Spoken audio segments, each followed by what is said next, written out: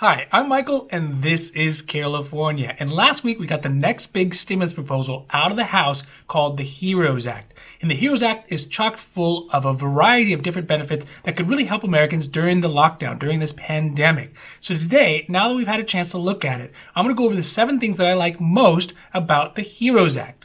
Now, if you like this information, if you find it interesting, if you find it useful, please don't forget to like and subscribe.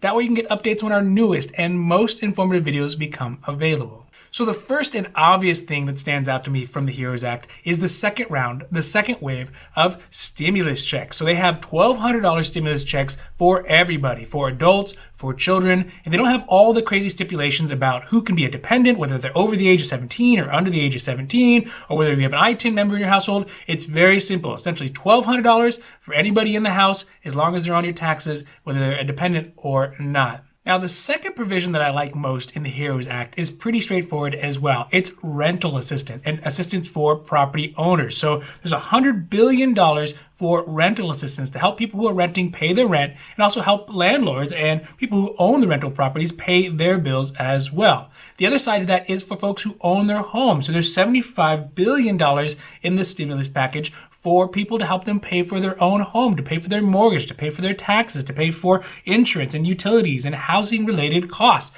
So I think this would definitely help a lot of folks out who are hurting right now. Now that we are in the lockdown for a couple months at this point, there's some folks who really are going to need the extra help to be able to keep their apartments or to be able to keep their homes or to keep whatever property they have. So having this provision in there is a 100% great thing. So the next provision in the HEROES Act that looks really good is not really going to put money into your pocket directly, but it'll definitely help out the situation that all of us are in. And that is there is $1 trillion worth of funding that can go out to states who need it. And so here in my beloved California, they have run a pretty big deficit, not to the surprise of a lot of folks out there. And this $1 trillion can definitely help California keep the schools open, keep their health programs running, and keep the state running overall. So there's a lot of states out there who are hurting, not just California, but a lot of states out there. And so having $1 trillion that can help come in and pay for a lot of those costs that they were not anticipating, the extra costs associated with having a pandemic, would really help out the communities and the states and the whole country overall together, rather than letting these states fail or go into bankruptcy or something ridiculous like that. Okay, so the fourth thing that looks like it's really going to be great in the HEROES Act is more money for the PPP and an extension of the forgiveness. So first of all, I am down with PPP. And having a PPP loan, they are going to extend the forgiveness period from June 30th all the way up to the end of the year at December 31st. Additionally, there's a 25% carve out in the new money that would be able to go out specifically for small businesses, less than 10 people. That's us.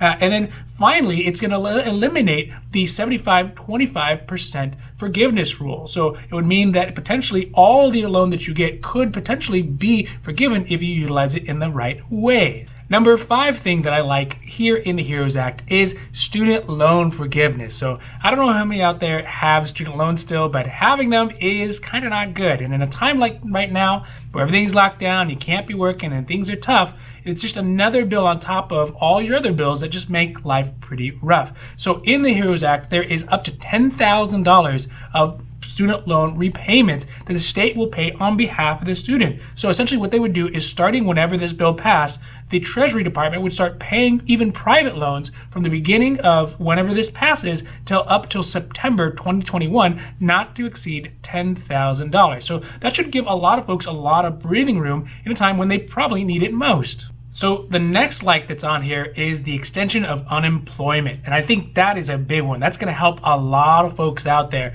who are struggling. Because although all of us are going to get those stimulus checks at some point, whatever they look like and whenever they come, that's still not going to be able to keep the lights on all the time. But unemployment is something that's consistent. It's guaranteed, and over a certain amount of time, it could really save your rear end. So getting it extended looks great. So in the HEROES Act, they are looking to extend it all the way up until March 31st of 2021. 2021, including the PUA for folks who normally wouldn't be eligible for unemployment, so self-employed people or people who are independent contractors. So that is a great benefit that, if it passes, will really help out a lot of folks while they need it. Because again, right now, rent doesn't stop. Food doesn't stop, gas doesn't stop, and stimulus checks are great, especially if they are big ones like $1,200, but they're only one time. So having something that you can rely on consistently for a extended period of time will really help out a lot of folks in the near future.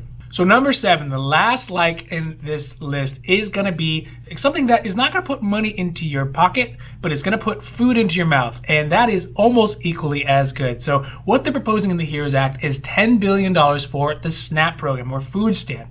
So it'll put more money and more resources into the hands of folks who need it right now, who are struggling because they're not working, means they're not getting paid. If they're not getting paid, they can't buy food. Additionally, the cost of food has continually gone up as a result of the pandemic. So it's got $10 billion for programs like SNAP, it's got $1 billion for programs like WIC, and it's got $150 million for food banks across the country so they can get food out to folks when they need it most. Thank you so much for watching our video today. I hope you found it interesting or helpful, or at least useful. And if you did, please don't forget to like and subscribe. That way you can get updates when our newest and most informative videos become available. Also, if you have any comments, you have any questions, feel free to leave them in the comments. We love your questions and comments, and we'll be happy to make a new video or a new post as soon as we can.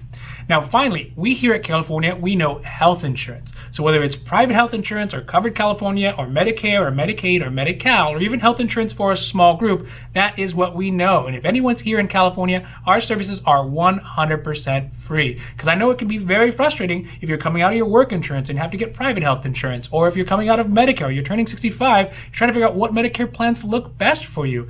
We can help you walk through that whole process, look at the plans, look at the benefits, figure out which cost best fits your need. So other than that, I am Michael, and this is California, wishing you a happy, healthy day.